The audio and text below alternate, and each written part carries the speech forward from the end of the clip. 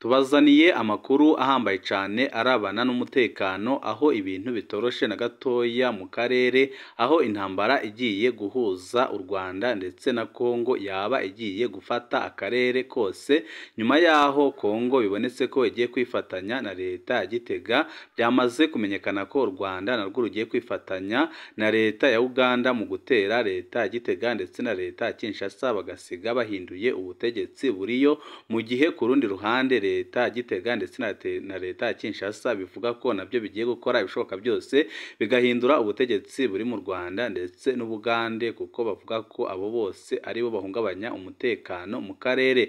N'amakuru amenyekanye muno mugoroba aho ibintu bitoroshe na gatoya kandi amajambo amaze iminsi ateranwa n'abakuru b'ibihugu yerekana ko ari amajambo akomeye kandi ko yari afise icyo anyegeje nyuma yaho umukuru w'igihugu cy'u Burundi General Evariste Ndayishimiye ndetse n'umukuru w'igihugu ca Kongo bamaze iminsi bavuga ko bagomba gutera u Rwanda amaze bagakuraho ubutegetsi bwa Kagame aho ubuyobozi bw'u Rwanda nabwo bwagomeje kwerekana ko budafise ubwoba kandi bukerekana ko buzakora ibishoboka byose kugira ngo burinde imipaka yabwo. Ubuyobozi bw'u Rwanda bwamaze kwifatanya n'ubuyobozi bwa Kongo bakarwaniriza hamwe Kinshasa ndetse na Gitega. Byose nyine mugiye kubikurikira muri ano makuru twabateguriye wifuza kuzajya bo mu mbere bashikirwa n'inkuru n'ibiganiro bene nk'ibi ico usabwa nta kindi niba utarakanda kuri sabone kandaho kugira ngo ko dushizeho amakuru n'ibiganiro ujye uba wa mbere mu gushikirwa nabyo. Abakoresha ururimi rw'icyongereza namwe mukande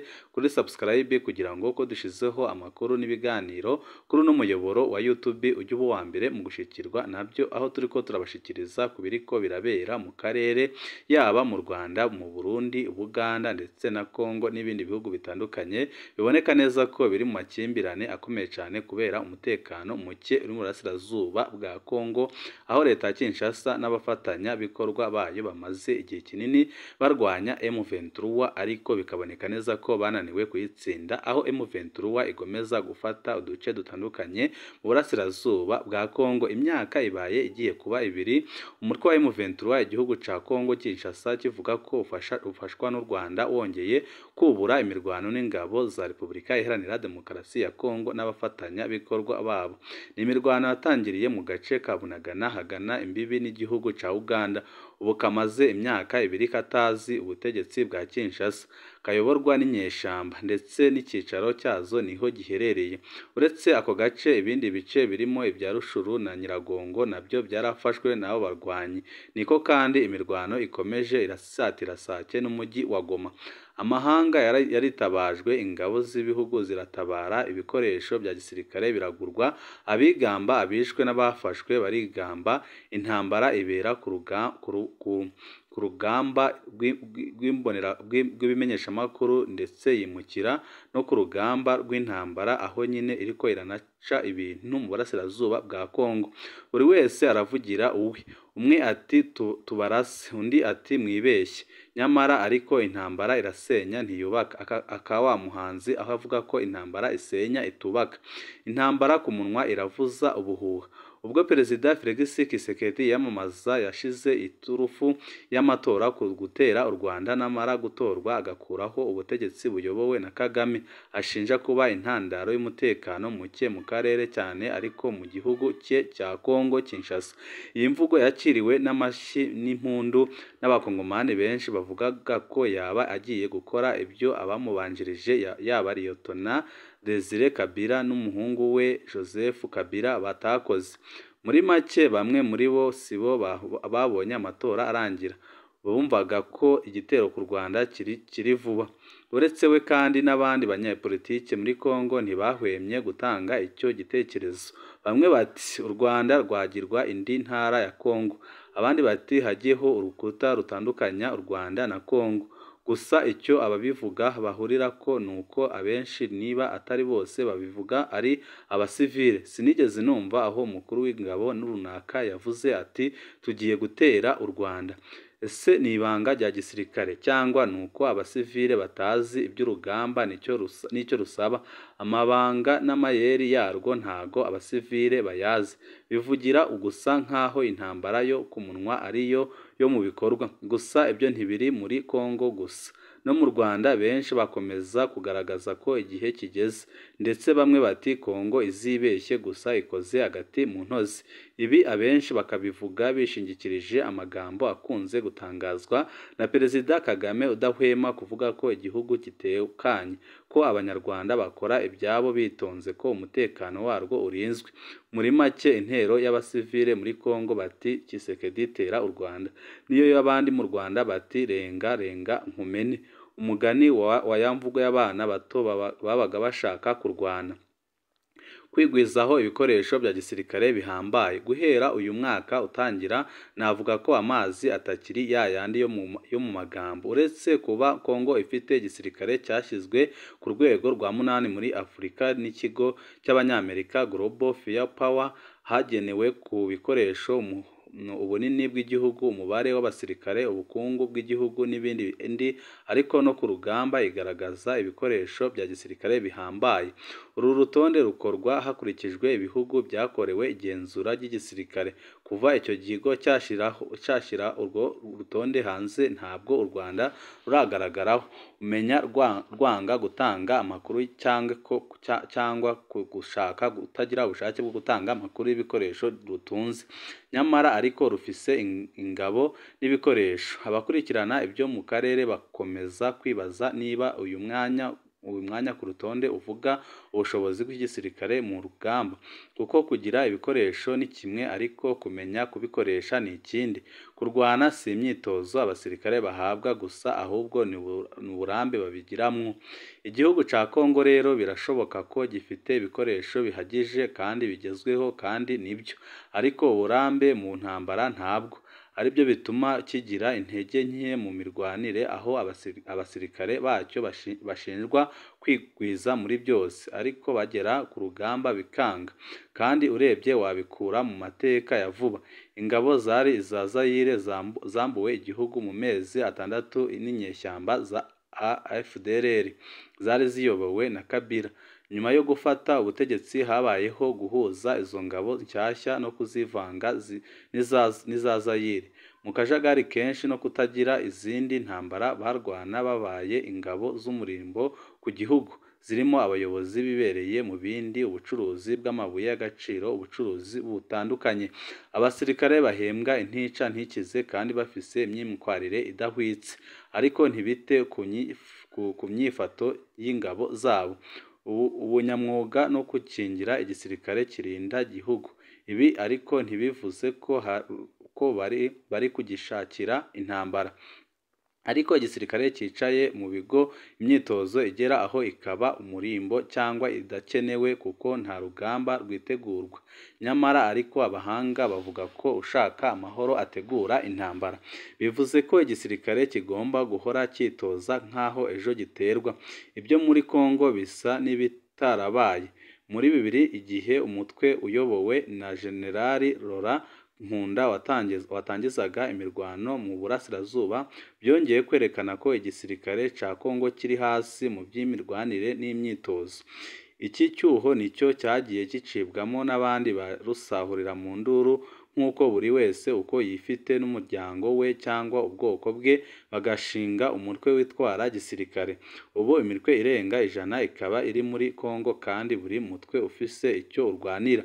Minisitiri ushinzwe itumanako muri Kongo, Patrick Muyaya, avuga ko igihugu cye kimaze kurwana n'u Rwanda inshuro 4 mu myaka 25 ishize, cyane cyane binyuze muri FDLR, RCD, CNDP ndetse na M23 inshuro 2.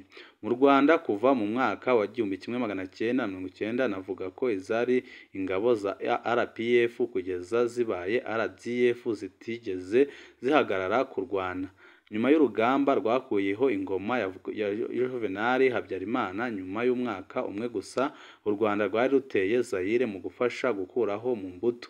Ibyo birangiye intambara yiswe y'abacengezi yagarutse mu Rwanda, aho rwahanganye hafi imyaka 4 n'abari abasirikare mu ngabo za Habyarimana bashakaga kugaruka gufata ubutegetsi no kugumya kwica abanyarwanda. Ibyo birangiye kugeza ubu ingabo z'u Rwanda na polisi zoherejwe kenshi mu bikorwa byo kugarukana amahoro mu bihugu byo hanze y'u Rwanda. Sudani, Haiti, Mali, Centrafrique, Mozambique ndetse no muri Congo. Izi ngabo zigeze gufatanya n'igisirikare cyayo mu bikorwa byiswe umoja wetu. Abo basirikare kugeza ubu bagenda basimburana muri ibyo bikorwa. Byumvikane ko uretse imyitozo ariko zinagira ubunararibonye ku rugamba. Ibyinshi nko muri Centrafrique na Mozambique si ukurinda umutekano gusa, ni imirwano ikomeye n'inyeshyamba cyangwa n'ibyihebe urusasu ruvuza ubuhuha igwamo abasirikare batari bake. Ni imirwano iziha uburambe kandi ikaziha kugira ijunja n'ijambo mu karere. Navuze ruguru ko uyu mwaka wa 2024 wazamuye akari umurori mu mubano w'ibihugu byombi. Perezida wa Kongo yivugiye ko ubu adakeneye kurasa Kigali amanukanye abasirikare ku butaka. Byumvikana ko yavuze ko azakoresha imbunda zabugenewe cyangwa indege zitagira abapilote, ndetse bidatinze izi ndege zamishije urusasu ku mutwe wa M23. Abantu bose babona ko Kongo yashize imbaraga mu gisirikare kirwana kandi kirwanisha ibigezweho, ari nako initabaza impuguke z'abacanshuro zigifasha. Ubundi u Rwanda ruzwiho kudatangaza amakuru y'igisirikare, gusa urebera kure mu busesenguzi hariho ibyo yibonera bikaba byamuha amakuru atarinze kuyabaza. Niba igihugu gishobora kohereza abasirikare muri Centrafrique kurinda umutekano, kikaboherezanya n'ibikoresho byabo kandi bigezweho, kikohereza abasirikare muri Mozambique kikaboherezanya n'ibikoresho bigezweho, kikagira abapolisi n'abasirikare muri Sudani, kigatoza ingabo za generali za Guinea zirinda umukuru w'igihugu. Hejuru y'ibyo kandi wakitambukira mu migenderano y'igihugu muri buri mugoroba ugasanga uko Kigali irinzwe niko n'umudugudu wo mu cyaro iyo hepfo urinzwe. Ntibyabura gutera kwibaza ngo iki gihugu gifise ibi mbona ntikinatunze ibirenze ntabona. Ubu ntibikiri ibanga ko u Rwanda rufise ubwirinzi bwo mu kirere. Bwa mbere byavuzwe muri 2014 n'ikinyamakuru cyo muri Canada cyitwa Kanwa Defense Review, gifite icyicaro i Toronto hari ndetse na Hong Kong kandi kikaba inzobere mu makuru ya gisirikare. Cyavuze ko u Rwanda rwaba rwaraguze TR-50 Sky Dragon Celestia drone zifite sisitemu zigendanwa zirasa indege zakozwe na sosiyete ishinzwe yo mu Bushinwa. Ikaba yarakoze indege zikomeye cyane, ariko igisirikare cy'u Rwanda kikaba gifise drone zizihanura. Izi misile zishobora kumenya ibintu 144 biguruka mu kirere, gukurikirana no gusenya intego indege 12, kajugujugu, drone na misile rokete icyarimwe hejuru ya kilometero 50 kugeza ku butumburuke bwa kilometero 20 kugeza kuri 30. Mu minsi ishize andi makuru yasohotse avuga ko burende y'u Rwanda muri Kongo nayo yarashe misile zihanura drone kuri drone y'ubutasi y'umuryango w'abibumbye muri Kongo, ndetse igihugu cya Leta Zunze Ubumwe za Amerika kihanangiriza u Rwanda gukura ibikoresho bihanura indege gifise muri Kongo. Ese Amerika yarabirose? Yavuze se ibyo idafitiye amakuru? Navuga nti oya, kuko Amerika ni igihugu gifise ubutasi bwa mbere ku isi, gifise ibyo byogajuru by'ubutasi, nabwo yaba yaravuze ibyo itabonye, cyane ko u Rwanda binyuze ku mukuru warwo rutahwemye kuvuga ko rutakwemera ko intambara ibera iwarwo. Mu magambo ye yakunze kuvuga ati umuriro ntusanga aho uturuka, umuriro usanga aho uturuka. Kuba byaba biriyo rero nta gitangaza, cyane ko mu bafasha FARDC kurwana harimwo aba FDLR, umutwe u Rwanda rufata nk'uw'iterabwoba, ukaba ugizwe na bamwe mu basize bakoze jenoside yakorewe abatutsi muri mwaka wa 1994 n'abandi bamize iyo ngengabitekerezo. Kuri bo kwigarunzura M23 bivuze no gukomereza ku Rwanda.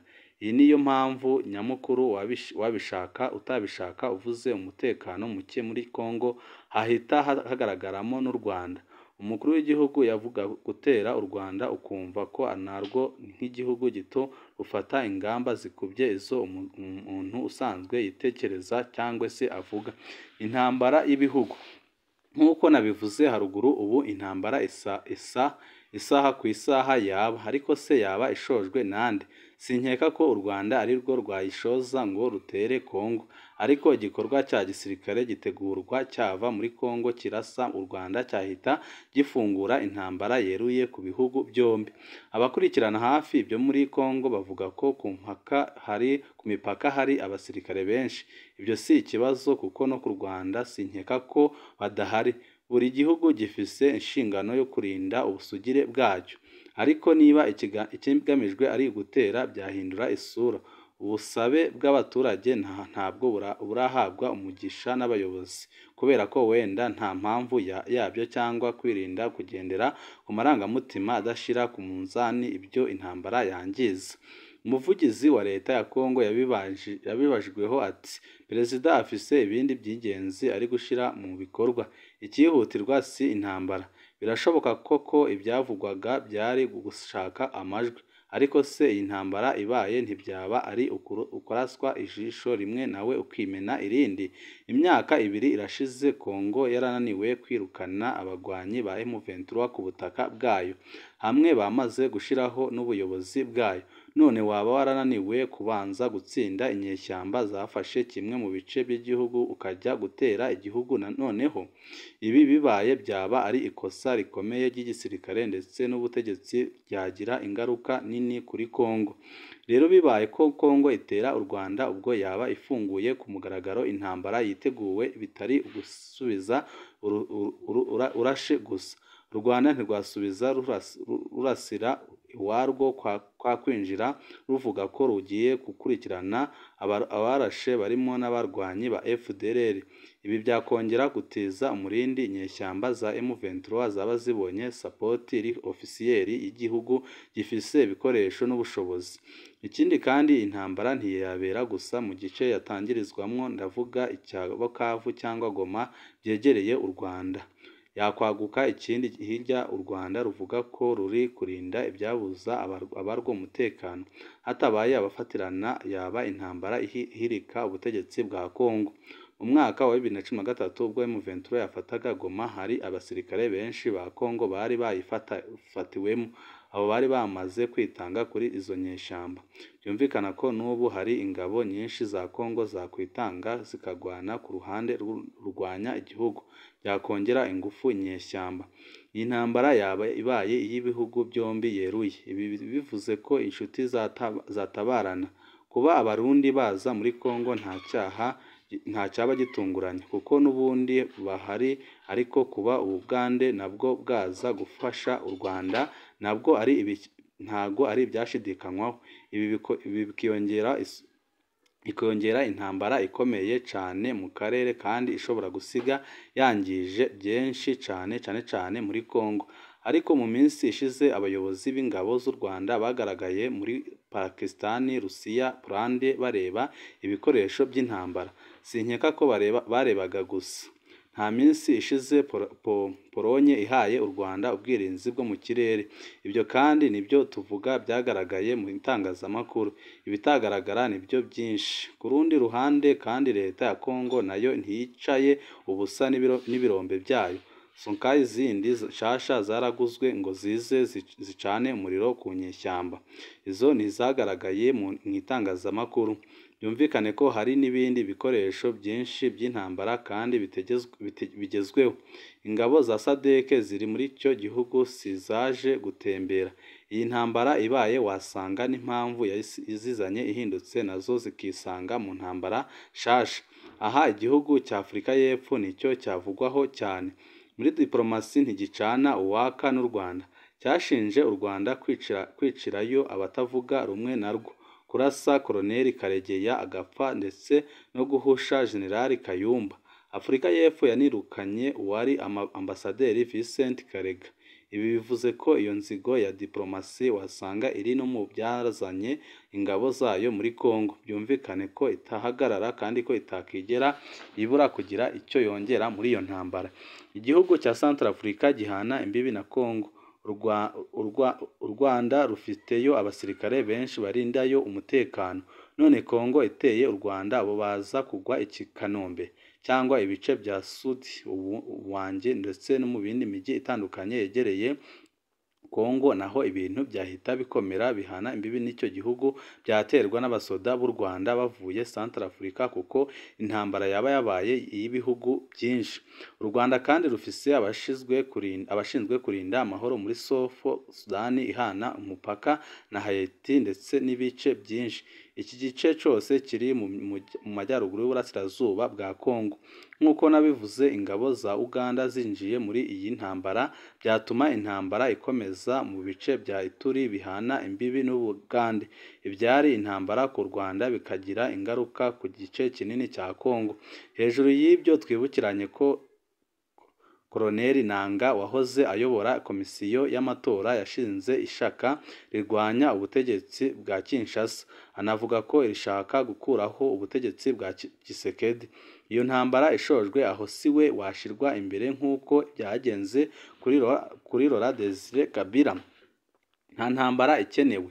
Ikiriho nuko abanyekongo n'abanyarwanda badashaka intambara kuko nta muhanga w'isasu, kandi ngo utsinzwe adapfushije ntiyigambye kwigamba urugamba.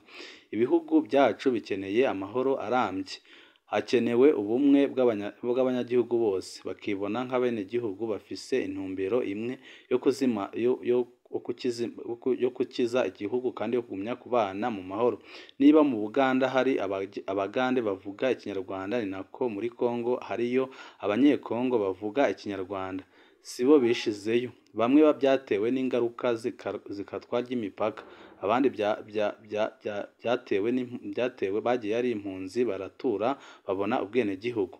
Kwima umuntu uburenganzira bwe gushaka kumugira uwo atari ntibimugira uwo ushaka, ahubwo bimuremamo kwiheba bituma yigomeka kandi akaba ikihebe gikomeye cyane.